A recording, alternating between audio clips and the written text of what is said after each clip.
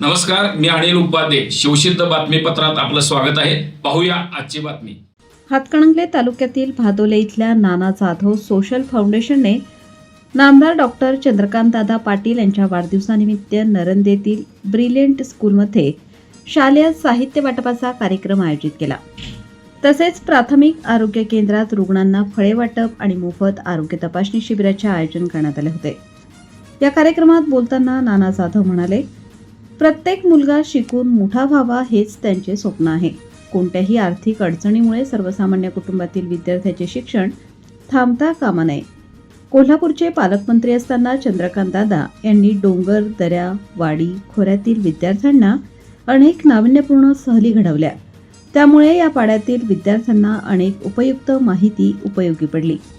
त्यामुळे चंद्रकांतदादा गरीब विद्यार्थ्यांचे दाता ठरले आहेत.